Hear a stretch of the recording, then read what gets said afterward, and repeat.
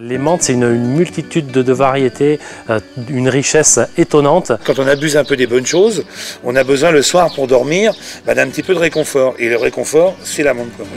La menthe fait digérer. Si vous avez quelque chose qui passe pas, ça passe. Ça sent très bon. Dans nos jardins, mais aussi en supermarché, glace, sirop, bonbons et même dentifrice, la menthe, on la trouve partout. La menthe plaît parce que c'est son côté fraîcheur qui est agréable. C'est la raison pour laquelle on les met comme dans beaucoup de produits et dans beaucoup de bonbons comme modificateur de goût pour apporter un parfum différent et un parfum de fraîcheur. Vous pensiez la connaître? Pas si sûr. Des menthes, il y en a plus de 60 espèces. Quels sont les secrets de la plante la plus fraîche de l'été? Laurent Bourgeois est pépiniériste dans la Drôme. Sa plante de prédilection, c'est la menthe.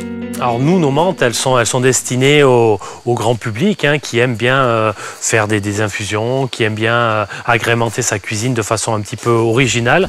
La menthe, on peut la cultiver très facilement. Même les enfants qui n'ont pas trop l'habitude de jardiner aiment bien s'essayer avec les menthes parce que c'est très facile à cultiver.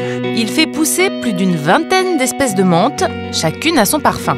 La plus commune, voilà, la menthe verte, c'est une menthe qui a un parfum qui est très frais, très agréable. On l'appelle aussi menthe douce. Utilisée surtout en cuisine, dans le taboulé par exemple. À ne pas confondre avec la menthe poivrée. On voit bien la différence avec la menthe verte, des tiges qui sont complètement rouges, une feuille qui est un petit peu dentelée et un parfum vraiment très puissant. Riche en menthol, cette menthe médicinale facilite la digestion. Mais ce qui attire notre attention dans cette serre, ce sont ces plants de menthe au parfum étonnant. C'est la menthe chocolat. Et c'est vrai que quand on la sent, on a l'impression d'avoir ces petits bonbons au chocolat anglais. On va l'utiliser avec les desserts, notamment sur des gâteaux ou en salade de fruits. Alors là, on a une menthe qui sent la banane. Juste à côté, une autre qui sent la lavande. On sent presque l'eau de Cologne. C'est très étonnant. On a la menthe dessert, c'est une menthe glaciale. Alors quand on la regarde comme ça, on n'a pas l'impression qu'on a affaire à une menthe, mais c'est une menthe qui est très fraîche. Pour faire des boissons rafraîchissantes pour l'été, elle est vraiment idéale. Ces variétés de menthe naturelles, on les trouve chez tous les bons pépiniéristes. Comptez environ 6 € le pied. De quoi donner envie d'inventer de nouvelles recettes à la menthe chaque jour. La recette incontournable, elle est en train de se préparer là derrière, c'est le sirop de menthe. Pour le cuisiner, il suffit d'1 litre d'eau et d'un bouquet de menthe au parfum de votre choix. On immerge bien la menthe, voilà, un gros bouquet pour 1 litre d'eau, on ferme. Laissez macérer l'eau et la menthe pendant 2 jours, puis filtrez la préparation. Ajoutez-y 1 kg de sucre et portez à ébullition pendant 30 minutes. C'est prêt, il n'y a plus qu'à fermer. Et puis on va attendre que ça refroidisse et on le stockera au frigo.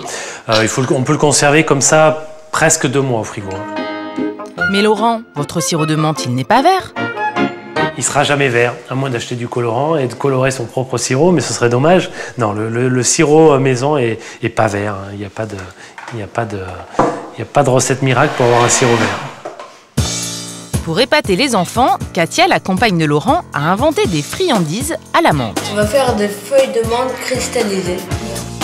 Choisissez de belles feuilles de menthe, battez 2 blancs d'œufs, trempez-y les feuilles une à une, puis enrobez-les de sucre. On s'est dit il faut trouver des choses originales. On a fait des essais et parfois voilà, on a trouvé des petites recettes comme ça assez rigolotes à faire en famille. C'est pratique à faire. Quand on sait ce qui nous attend après, on pourra en faire sans s'arrêter. C'est vraiment bon. C'est vraiment excellent, oui.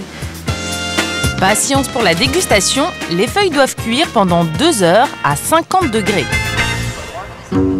Avant de séduire les enfants, la menthe faisait déjà l'unanimité auprès de nos grands-mères. Leur boisson favorite, l'infusion à la menthe. S'il y en a qui en veulent de l'infusion, c'est le moment d'en profiter. C'est la potion magique. C'est la potion magique. Ben, je consomme un verre que j'ai entamé, je le finirai jusqu'au fond, par plaisir et délicatesse.